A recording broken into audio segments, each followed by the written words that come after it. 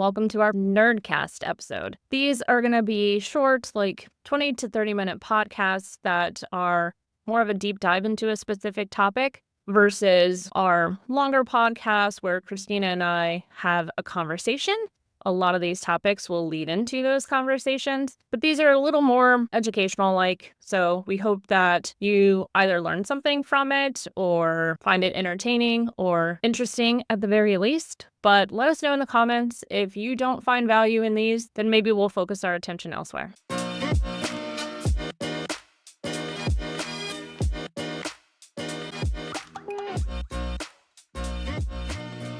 All right. You guys are here for it. Get ready, because we're about to have the most entertaining conversation ever. Have you guys seen that Progressive commercial where one of them mentions the economy and the kid asks, "What's the economy?" and none of the adults can answer? So just to cover the basics, today we're talking about the economy. In short, it's a system that describes how goods and services are produced, sold, and bought. The economy is calculated by the monetary value of all goods and services produced within a country over a period of time. A strong economy means that people have jobs and can afford to buy what they need. So when people say, "Oh, this economy is shit," or even thank Biden for this shitty economy, well, what they're really saying is that they feel they can't afford the goods and services they need or used to be able to buy more comfortably. I think sometimes folks also jumble economy and inflation. Inflation is the rate at which prices of goods and services increase over time. So one's a system of producing, selling, and buying goods, and the other is the rate at which those goods increase.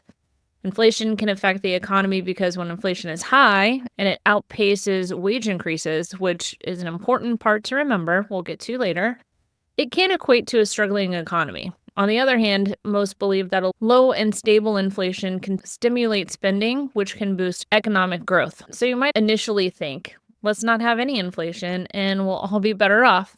But we kind of need it.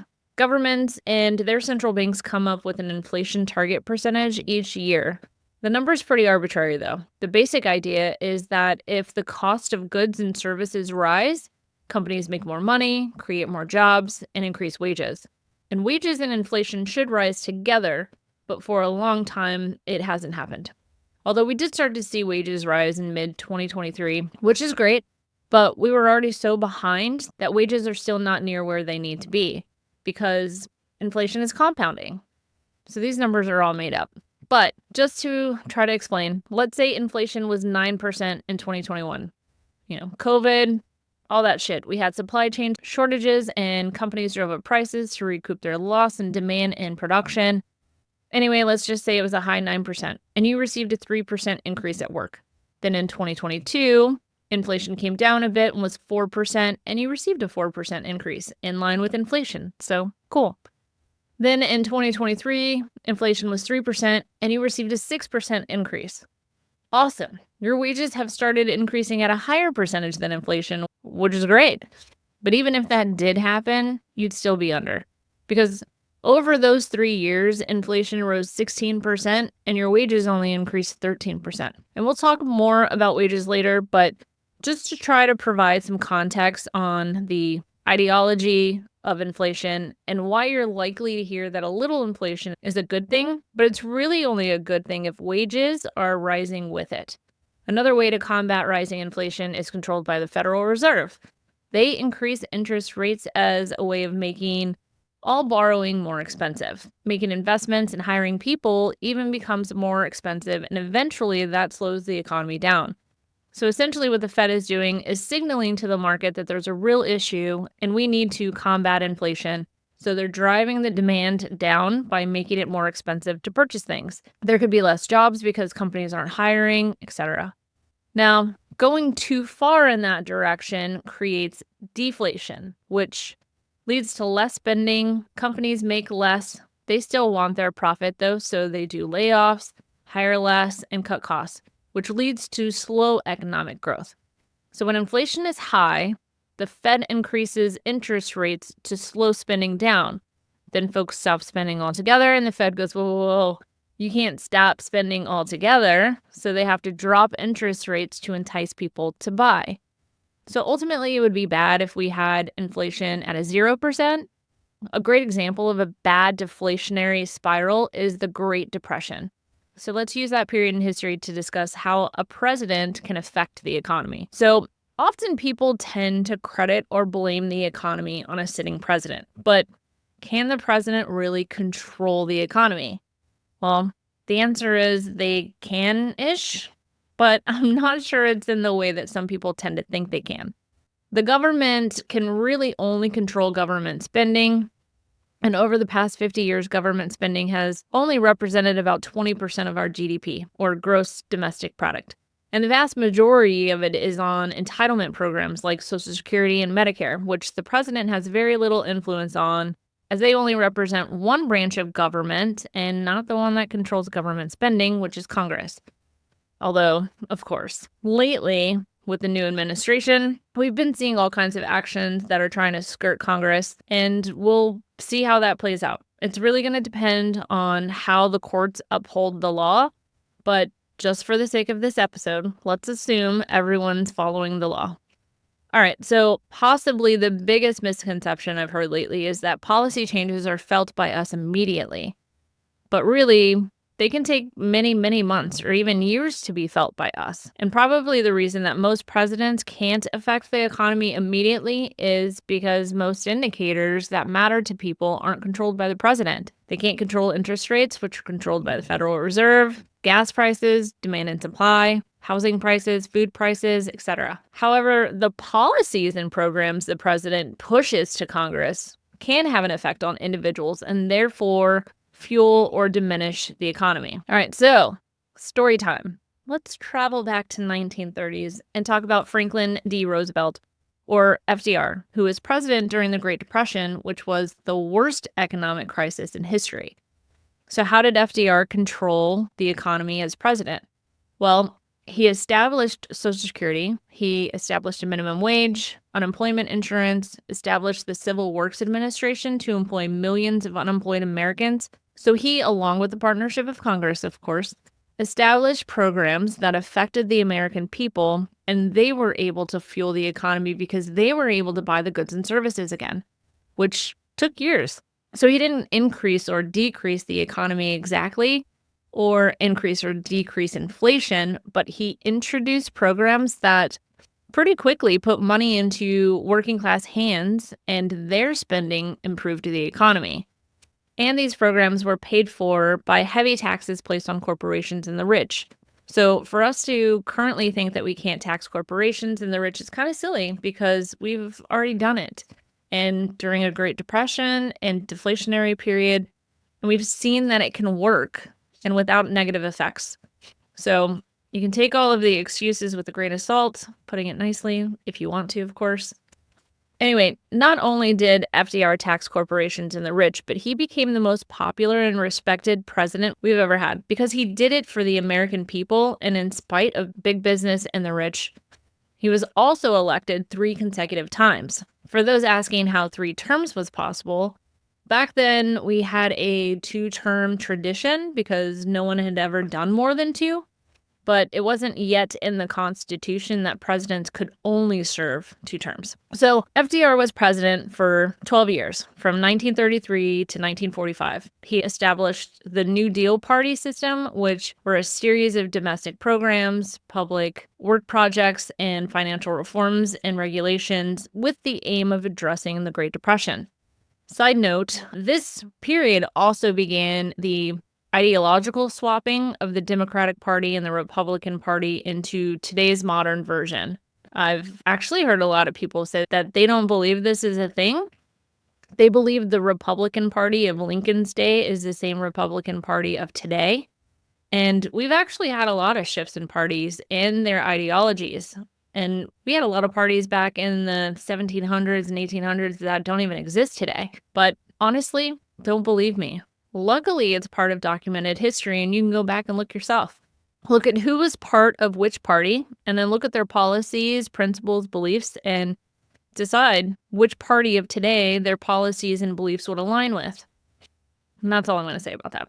All right, so at this time, Democrats started increasingly prioritizing social programs and civil rights, which led to this party shift, and, they're still fighting today. So After nearly 100 years, we'll let you know how it turns out. In the 70s, politicians started to roll back the New Deal, and Ronald Reagan, well, it started to roll before Reagan, but he really started to make some headwinds during his term. He promoted the trickle-down theory, which is the idea that wealth generated at the top will trickle down to the masses, but many contend that the exact opposite is true, that the rich become richer at the expense of the poor and exploited labor. The goal was to step back and allow the markets to self-regulate, right? But then, on the other hand, we have a government that's complicit in driving the market through the introduction of laws and policies that boost companies and drive market activities, which my belief is just completely asinine. How is insider trading illegal, but it's not when it's our elected members of Congress? Anyway, I digress. The rollback of the New Deal was led by Republicans, but it was tragically followed by the Democrats. Instead of calling the government in, we started rolling it back to get the government out of the economy, to go back to capitalism. So over the last 50 years, not only has the government not regulated in the way it did in the 40s and 50s, but it basically blessed American corporations to go where the profits were the greatest, which essentially is what capitalism is. Where's the vast majority of our stuff made the cheapest? China. We had a huge exodus of American businesses, which makes sense because they're literally taught business school to go where the wages are low and the markets are expanding, which I guess makes sense as a good way to make money. And we weren't the only ones. Italy, France, Britain, Japan, they all went to China. And over the last 40 to 50 years, the Chinese economy has significantly grown. Their economy is mixed. It's half capitalism and half government owned and operated. And their economy has grown fast for the last 30 years. From an economic standpoint, the two main teams are G7 and the BRICS. G7 is Canada, France, Germany, Italy, Japan, the UK, and us, the US.